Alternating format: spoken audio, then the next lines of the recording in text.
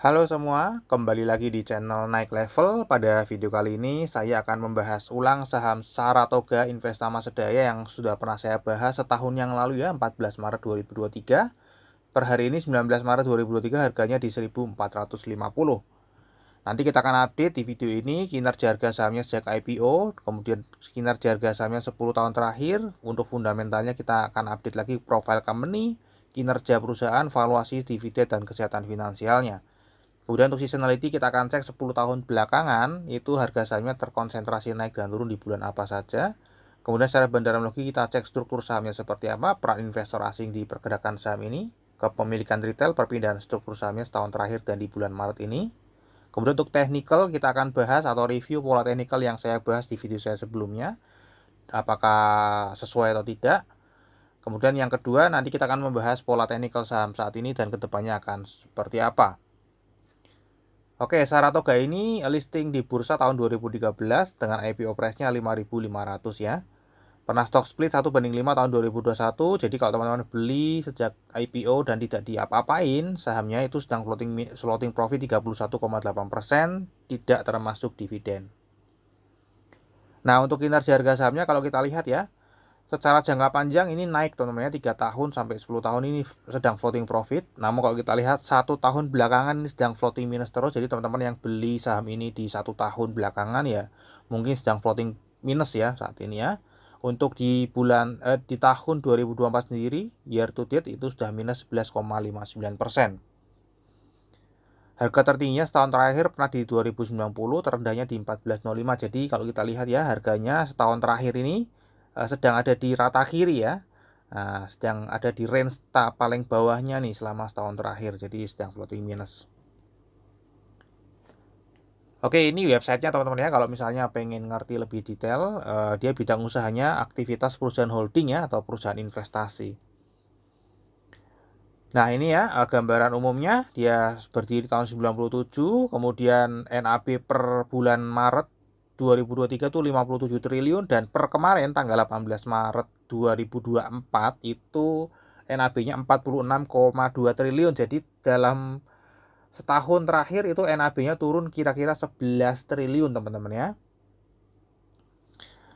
Kemudian ini perusahaan investasi ini Saratoga berfokusnya kepada peluang investasi yang ada di tahap awal atau startup ya, kemudian yang sedang dalam tahap pertumbuhan dan ada situasi khusus. Ya, ini bekerja sama. Nah, ini bedanya kita sama Saratoga saya sudah sebutkan juga ya. Kalau kita beli sahamnya ya cuma bisa berharap manajemennya bekerja dengan baik dan harga sahamnya naik. Nah, namun kalau Saratoga ini dia bisa melakukan intervensi lah ya, intervensi dengan menempatkan orangnya menjadi manajemen ya, memiliki jabatan manajemen di perusahaan yang diinvestasi ya. Jadi bekerja sama secara aktif dengan manajemen perusahaan portofolio untuk membuka peluang pertumbuhan dan meningkatkan kinerja perusahaan. Jadi bisa memberikan pengaruh, misalnya perusahaan kecil ya yang tadinya nggak punya link, tiba-tiba dibeli atau diakuisisi sama Saratoga. Nah, Saratoga ini kan sudah punya banyak link ya. Nah, bisa jadi besar itu perusahaan karena memberikan channel-channel linknya untuk perusahaan tersebut. Kira-kira seperti itu. Ya, kemudian ini berinvestasi di perusahaan terdepan di bidangnya. Nah, ini Adaro, MDKA, DBG, dan MPMX ini portofolio terbesarnya Saratoga. Ya,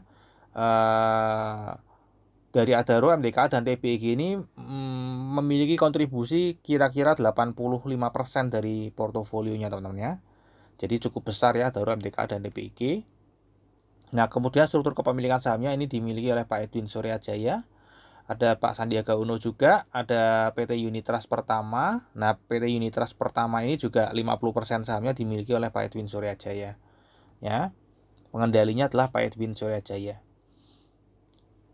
Nah, ini ya teman-teman ya, portofolio ya, gambar umum portofolionya. Ini ada MPMX ya, kemudian Samator Indogas, ini kode emitennya di Bursa Efek Indonesia AGII. Ya, kemudian yang lain ini dia tidak listing di bursa ya, atau private, perusahaan private. Kemudian yang blue chip tadi yang saya infokan ini kontribusinya kira-kira 85% dari portofolionya. Jadi kalau 3 saham ini turun, pasti portofolionya turun ya, karena kontribusinya besar. Yang lainnya berarti di luar ini ya 15% aja totalnya ya, nggak terlalu besar atau tidak terlalu impact terhadap portofolionya Saratoga. Nah ini ya laporan keuangannya teman-teman ya, dia rugi karena keuntungan atas saham ya, jadi sedang negatif 13,8 triliun ya, negatif dari awal tahun 2023 sampai akhir 2023 sepanjang tahun itu negatif 13,8 triliun. Tadi net asetnya minus 11 triliun karena dia mendapatkan dividennya 2,8 triliun. Jadi ini kalau dikurangkan ya kira-kira 11 triliun kurangnya ya NAB-nya tadi ya. Nah untuk kinerjanya ini tidak bisa disamakan dengan perusahaan lain karena ini perusahaan investasi ya. Jadi saya menilai kinerja jangka panjangnya adalah dari saldo labanya ya. Saldo labanya ini naik berarti kinerja jangka panjangnya naik teman-teman ya. Untuk kinerja jangka pendeknya di sedang turun ya, setahun terakhir sedang negatif. Kalau kita lihat ini adalah info yang menarik ya, ada NAB per saham ya. NAB ini ya kayak reksadana lah ya, kayak kalau misalnya Saratoga ini sebuah reksadana ya, ini harga per lembar sahamnya reksadana ini ya 3410 teman-teman ya. Nah karena ini bukan reksadana, merupakan sebuah saham di Bursa Efek Indonesia, kita bisa beli dengan harga di bawah harga NAV-nya teman-teman atau NAB-nya ya. Jadi kalau teman-teman misalnya Saratoga ini adalah sebuah reksadana, maka kalau kita mau beli itu harganya itu per lembar sahamnya di 3.410 ya. Namun karena ini di Bursa Efek kita bisa beli dengan diskon ya, itu harganya setengah lebih ya, diskonnya 50% up ini teman-teman ya. Kira-kira seperti itu ya mindsetnya. Nah ini tadi ya pendapatannya turun, nanti sudah dijelaskan juga di laporan keuangan.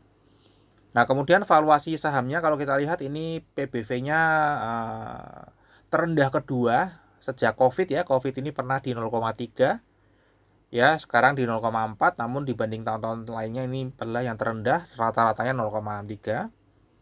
Jadi diskonnya ya teman-teman, ini diskon dari tadi ya teman-teman ya, diskon 60% sekarang ya dari NAB-nya ya. Diskon paling besar dari tahun 2020 itu 30% dari NAB-nya ya. Jadi kalau kita mau beli reksadana ini yang diskon ya di Saratoga ini. Reksadana saham maksudnya teman-teman ya. Nah, kemudian untuk pair-nya ini karena negatif jadi susah ya teman-teman ya. Kita skip aja. Untuk earning yield-nya juga negatif. Jadi sebenarnya ini tidak bisa divaluasi ya, karena ini perusahaan investasi ya, dimana pendapatan atau profitnya itu kan tergantung dari volatilitas dari sahamnya ya. Jadi sangat sulit karena kita harus memprediksi pergerakan portofolio sahamnya yang di dalam untuk mengerti pergerakan sahamnya ini ya. Jadi susah ya teman-teman ya, rumit, jadi memang nggak bisa ya teman-teman ya. Kalau dimasukkan ini juga nggak masuk ya, nggak keluar angka fair value-nya karena negatif juga. Nah di Stockbit ini ada 7 analis risam ya, 7 analis yang merating Saratoga itu buy, dan mereka juga tidak memberikan target harganya teman-teman karena memang sulit ya, karena ya kinerjanya sesuai dengan kinerja NAB-nya ya. Pokoknya diskonnya antara 40 sampai 60% dari NAB lah, kira-kira seperti itu. Ya jadi kalau misalnya teman-teman mau trading di saham Saratoga, diskon terbesar itu 70%. Ya, tadi diskon terbesarnya kita lihat di sini ya teman-teman ya. Di PBV ya. Diskon terbesarnya itu ada di ini ya, 0,3 paling rendah nih ya. PBV paling rendah 0,3. 0,3 tertingginya ini pernah bahkan enggak dapat diskon teman-teman ya, enggak dapat diskon. Jadi ya nanti kalau kembali ke PBV 1 ya lumayan teman-teman ya. Ya, jadi ini 0,3, 0,4 ya masih diskon juga teman-teman ya. Oke, kemudian dividen, ini rutin bagi dividen teman-teman ya, dari 2016, 17, 18, 19, 20, 21. Rutin bagi dividen dengan yieldnya ya tidak terlalu besar ya, paling besar 5%, paling kecil 0,94%. Nah untuk 2024 sendiri seperti apa? Karena ini sudah negatif, dan ini susah teman-teman ya, sulit karena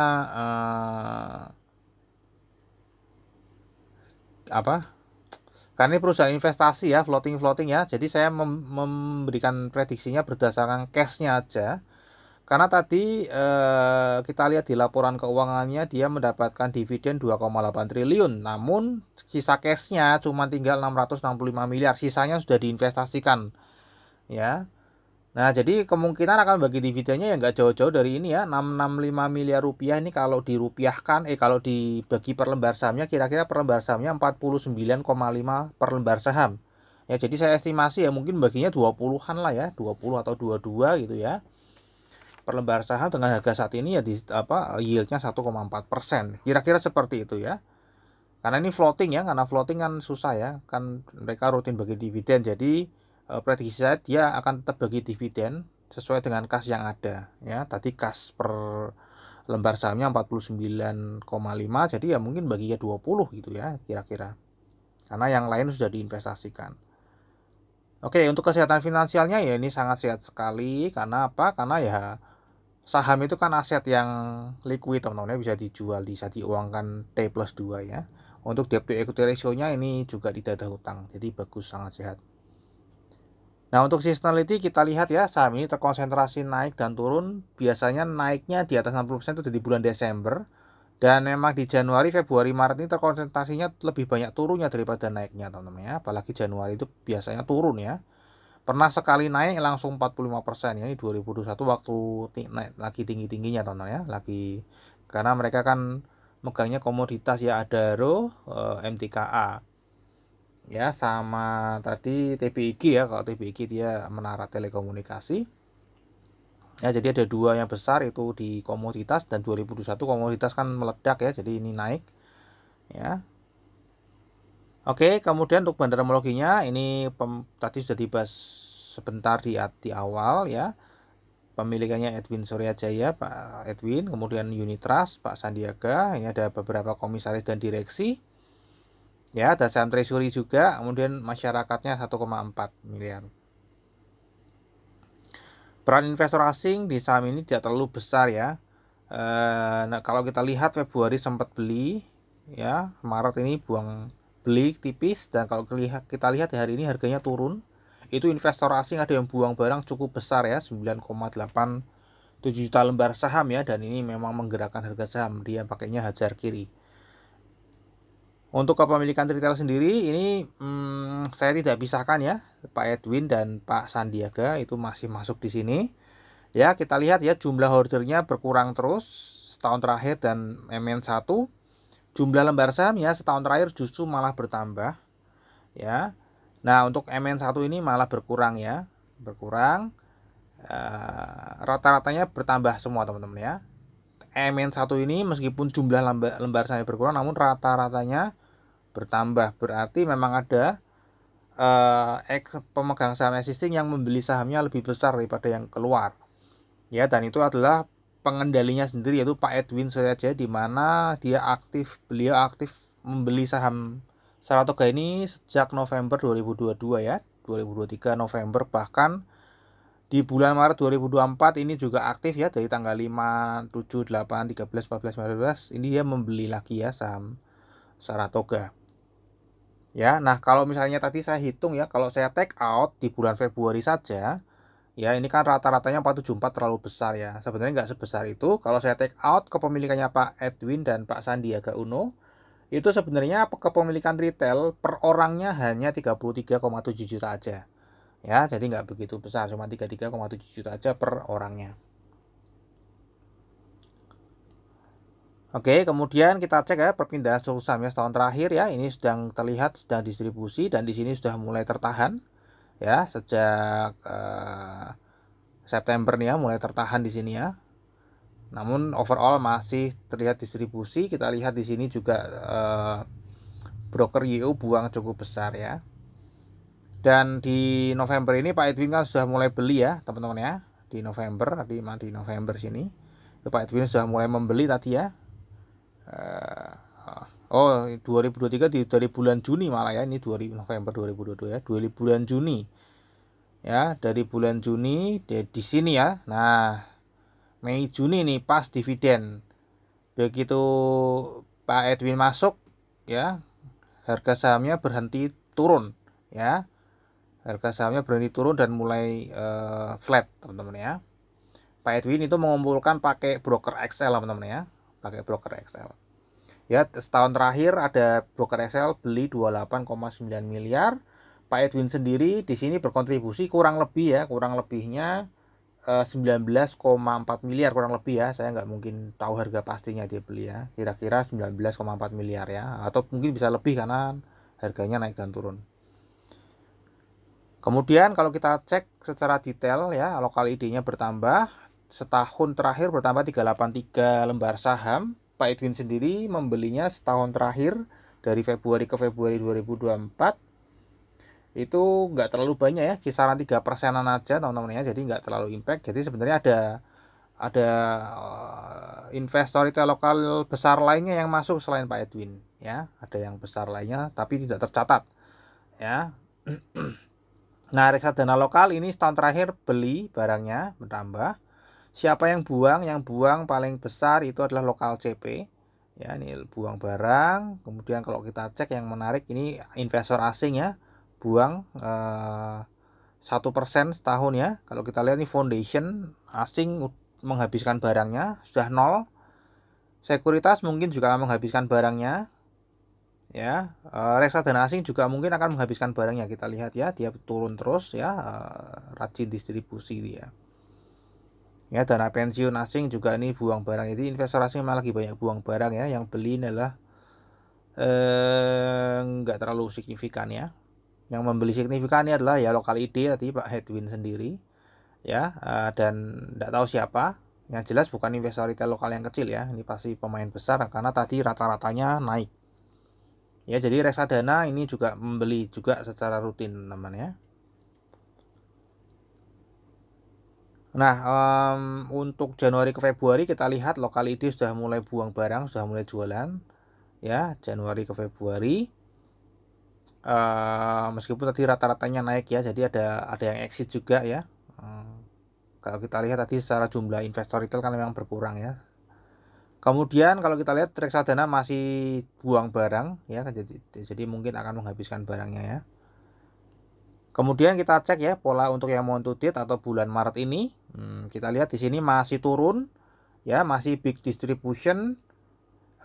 Secara broker summary juga terlihat masih dominan yang distribusi, dan lagi-lagi di bulan Maret ini XL itu saya yakin nih Pak Edwin ya. Bukan saya yakin ya.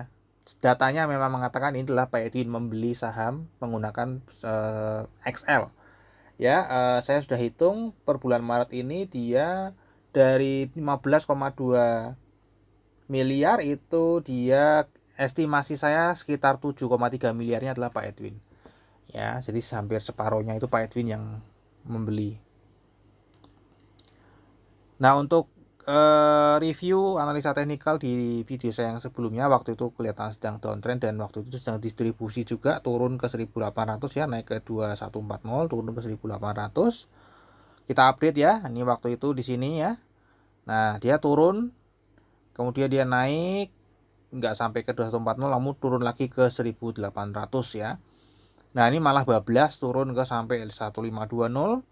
Nah, di sini Pak Edwin mulai masuk kan, tadi saya sudah sebutkan, udah mulai masuk, berhenti dia. Ya, berhenti. Mungkin nggak cuma Pak Edwin ya, mestinya ada orang lain lagi ya yang tidak terdeteksi. Nah, masuk, naik ya. Ini tertahan teman-teman ya, meskipun tadi sedang ada yang distribusi ditahan sama pengendali, karena Pak Edwin ini kan pengendali ya, pengendalinya menahan, dan hari ini investor asing tiba-tiba buang barang cukup besar, harganya turun. Ya, jadi kemungkinan harga sahamnya ke depan akan seperti apa? Ini kan sedang ranging teman-teman ya, sedang ranging setelah turun downtrend, setelah pengendalinya turun gunung ya. Untuk menjaga harga sahamnya ini sudah berhenti, jadi prediksi saya dia akan tetap ranging sih teman-teman ya, tetap ranging, akan dijaga harganya. Mungkin ya ini besok bisa turun lagi ke 1400 mungkin ya, 1400 ya. Dan dia bisa naik lagi ya, ranging di 1400 1800 lah kira-kira gitulah ya. Nah, nanti kan akan ada dividen juga, mestinya akan naik juga. Kira-kira seperti itu teman ya. Namun kalau misalnya Pak Edwinnya ternyata membeli cuman untuk menambah kepemilikan bukan untuk menjaga harga sahamnya Saratoga, ya mungkin akan dibiarkan turun karena dia akan beli di harga lebih bawah lagi. Namun kalau tujuannya dia menjaga, ya mestinya tidak akan turun dari 1.400 ya atau 1.300. Oke, kira-kira itu teman-teman ya. Kemudian kita akan masuk ke risamnya. Untuk kinerja jangka pendeknya nanti naik, kinerja jangka pendeknya sedang turun full year 2023. Valuasi ini mahal ya karena merugi. Sebenarnya susah ya, perusahaannya masih merugi tahun 2023. Namun tadi kalau kita lihatnya secara NAB, ya sebenarnya murah, terdiskon teman-teman ya. Ya silakan teman-teman bisa menilai sendiri apakah mahal atau murah ya. Karena saya menilainya berdasarkan kinerja saat ini ya, jadi saya bilangnya mahal karena sedang merugi. Ya, rutin bagi dividen dengan forecast 1,4%, seasonality berpotensi naik di atas 60% di bulan Desember. Untuk Bandara Meloki tadi sedang ada distribusi 1 sampai 19 Maret juga ada distribusi, namun pengendalinya mulai nampung lah ya, mulai nampung di harga saat ini ya. Untuk teknikalnya ini ranging di 1.400 sampai 1.800. Terakhir disclaimer teman-teman, jadi analisa yang saya bagikan di YouTube ini adalah analisa saya pribadi yang tentu saja juga bisa salah. Ini bukan ajakan jual atau beli saham Saratoga. Silakan teman-teman tetap wajib melakukan analisa sendiri jika ingin membeli atau menjual saham Saratoga ya. Jadikan video saya ini hanya sebagai second opinion. Jika analisa saya mendukung analisa teman-teman, silakan bisa mengambil keputusan investasi. Namun jika analisa saya kontra, ya bisa dipertimbangkan ulang atau analisa ulang sampai yakin ya, baru mengambil keputusan investasi. Kalau masih ragu-ragu, ya lebih baik menganalisa saham lain karena masih ada 900 lagi saham di Bursa Efek Indonesia. Oke, sampai di sini dulu aja analisa saham Saratoga ya. Semoga bisa bermanfaat. Kita akan ketemu lagi di video yang berikutnya.